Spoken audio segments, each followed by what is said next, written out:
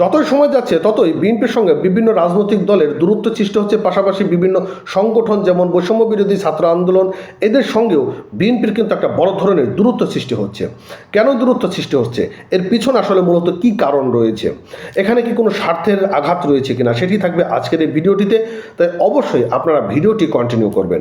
বন্ধুরা, আপনারা জানেন যে বৈষম্য বিরোধী ছাত্র আন্দোলনকারীরা তারা জুলাই বিপ্লবের ঘোষণাপত্র দাখিল করতে গিয়েছিল এবং এই জায়গাটাতে বিএনপি বড় ধরনের একটা প্রতিবাদ করেছে এবং বৈষম্য বিরোধী ছাত্র আন্দোলনকারীদের যে ঘোষণাপত্রে ছিল যে ৭২-এর সংবিধানকে ছুঁড়ে ফেলে দিতে হবে, কিন্তু বিএনপির পক্ষ থেকে বলা হচ্ছে যে একটা সংবিধানকে এইভাবে ছুঁড়ে ফেলে দিতে হবে, এটি একটি রাষ্ট্রবিরোধী কর্মকাণ্ড।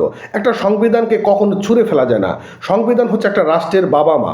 তো এই সংবিধানকে পরিমার্জন পরিবর্তন করতে পারে, কিন্তু সংবিধানকে ছুঁড়ে ফেলে দেওয়ার মতন এরকম বাক্য উচ্চারণ তারা করেছে, অর্থাৎ এটি কিন্তু নিয়ে তারা একটা বড় সন্দেহের মধ্যে রয়েছে। এবং তারা আরও যে বিষয়গুলো বলেছে যে তাদের যে বিভিন্ন কর্মসূচি বা কর্মকাণ্ড, সেই জায়গাটাতেও কিন্তু বিএনপি একটা বড় ধরনের সন্দেহ প্রকাশ করছে। কারণ বৈষম্য বিরোধী ছাত্র আন্দোলনের একজন সমন্বয়ক হাসনাত আবদুল্লাহ, তিনি জামাতের বিভিন্ন জায়গাগুলোতে গিয়েছেন এবং আরও অনেক বৈষম্য বিরোধী ছাত্র আন্দোলনকারীরা জামাতের বিভিন্ন স্থানগুলোতে যাচ্ছেন। এটি কিন্তু তাদের মূল আকাঙ্ক্ষা বা মূল বিষয় না। তাদের মূল বিষয় হচ্ছে যে একটি সুস্থ সুন্দর দেশের জাতীয় নির্বাচন উপস্থাপন করা, কিন্তু তারা এখন নির্বাচন নিয়ে ব্যস্ত রয়েছে। তারা -2 ফর্মুলার মধ্য দিয়ে বিএনপিকে বাতিল করার চেষ্টা চালাচ্ছে। এখানে তারা একটা রাজনৈতিক দল গঠন করে জামাতকে প্রমোট করছে এবং নিজেরাও সেখানে রাজনৈতিক দল গঠন করে প্রমোট করে এরা একে অপরের বন্ধু শত্রু খেলা খেলবে। তো এই জায়গাগুলোতে কালবেলা পত্রিকা একটা নিউজ প্রকাশ করেছে। তো এখানে যে বিষয়টা নিয়ে বলা হয়েছে যে বৈষম্য বিরোধী ছাত্র আন্দোলনের সম্প্রতি কর্মকাণ্ড নিয়ে বিএনপির সন্দেহ এবং সংশয় বেড়ে চলেছে।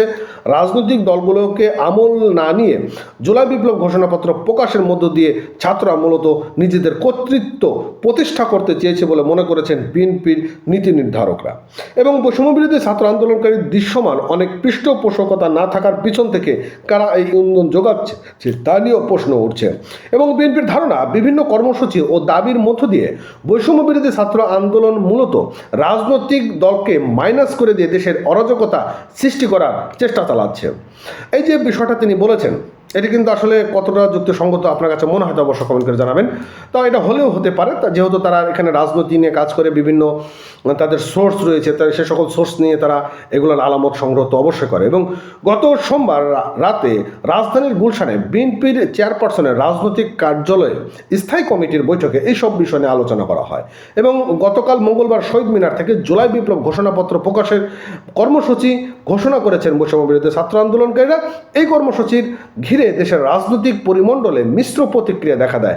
এমন পরিপ্রেক্ষিতে সোমবার রাতে বিএনপির স্থায়ী কমিটির ওই বৈঠক অনুষ্ঠিত হয় এবং 2 ঘন্টা ব্যাপী ওই বৈঠকের প্রধান এজেন্ডা ছিল ছাত্রদের ঘোষণাপত্র।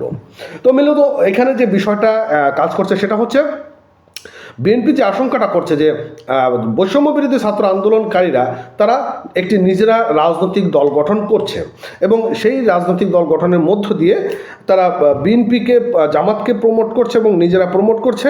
তারা একে অপরের শত্রু বন্ধু হিসেবে গণ্য করছে। কিন্তু পাশাপাশি এখানে -2 ফর্মুলাকে কেন্দ্র করে বিএনপিকে হয়তো মাইনাস করে দেওয়ার একটা বড় প্ল্যান প্রোগ্রাম রয়েছে এই বৈষম্য বিরোধী ছাত্র আন্দোলনকারীদের।